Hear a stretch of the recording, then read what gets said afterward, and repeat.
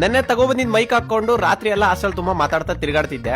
ಸದ್ಯಕ್ಕೆ ನಮ್ಮ ಹಾಸ್ಟೆಲ್ ಅಲ್ಲಿ ಯಾರು ಇದ್ದಿಲ್ಲ, ಎಲ್ಲ ಅವ್ರ ರೂಮ್ ಅಲ್ಲಿ ಫುಲ್ ಬಿಸಿ ಆಗ್ಬಿಟ್ಟಿದ್ದಾರೆ. ಓಕೆ, ಇದು ಪಲಾವ್ ತರ ಇದೆ, ಮೇ ಬಿ ಪಲಾವೇ. ಸಾರಿ, ಟೊಮೆಟೊ ಬಾತು.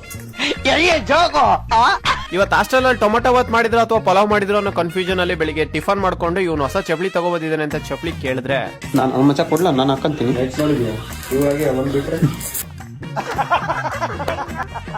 ಇವನ ಹತ್ರ ಇಂತ ಮಾತುಗಳನ್ನ ಅನ್ಸ್ಕೊಂಡು ಅಪರೂಪಕ್ಕೊಂದು ಫಾರ್ಮಲ್ಸ್ ಪ್ಯಾಂಟ್ ಹಾಕೊಂಡು ಕಾಲೇಜ್ಗೆ ಮುಚ್ಚಳಿಕೆ ಪತ್ರ ಕೊಡ್ಬೇಕಾಗಿತ್ತು ಅಂತ ಕಾಲೇಜ್ ಕಡೆ ಹೊರಟ್ವಿ. ನಮ್ ಲಕ್ ಮಾತ್ರ ಸಖತ್ತಾಗಿರುತ್ತೆ, ಯಾವಾಗ ಹೋದ್ರು ರೈಲ್ವೆ ಗೇಟ್ ಹಾಕಿರ್ತಾರೆ.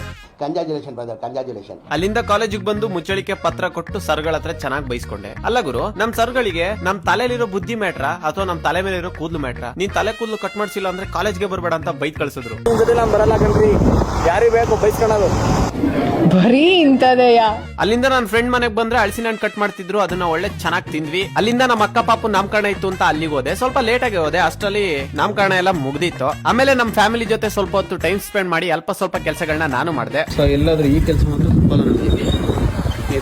ನಾವ್ ಹುಡುಗ್ರೆ ಹಂಗೆ ಯಾವ ಫಂಕ್ಷನ್ ಹೋದ್ರು ಏನಾದ್ರು ಒಂದ್ ಕೆಲಸ ಮಾಡ್ತಾನೆ ಇರ್ತೀವಿ, ಸುಮ್ನೆ ಅಂತೂ ಕೂತಿರಲ್ಲ. ಕ್ಯಾನಲ್ಲಿ ನೀರ್ ತುಂಬಿಸ್ಕೊಂಡು ಈ ಕಾರಲ್ಲಿ ಇಟ್ಕೊಂಡು ಹೋಗ್ ನೋಡಿದ್ರೆ ಊಟ ಸ್ಟಾರ್ಟ್ ಆಗಿತ್ತು. ಎಲ್ರಿಗೂ ಒಂದ್ ಸ್ವಲ್ಪ ಹೊತ್ತು ಊಟ ಬಡಿಸಿ ನಾನು ಊಟ ಮಾಡಿದೆ. ಇವತ್ ನಾನ್ ಮಾಡಿದ್ದಿಷ್ಟೇ. ನನ್ ವಿಡಿಯೋಸ್ ಏನಾದ್ರು ನಿಮ್ಗೆ ಇಷ್ಟ ಆದ್ರೆ ನನ್ನ ಹೆಸರು ಸ್ವಲ್ಪ ನೆನಪಲ್ಲಿ ಇಟ್ಕೊಳ್ಳಿ, ನನ್ನ ಫಾಲೋ ಮಾಡ್ಕೊಳ್ಳಿ.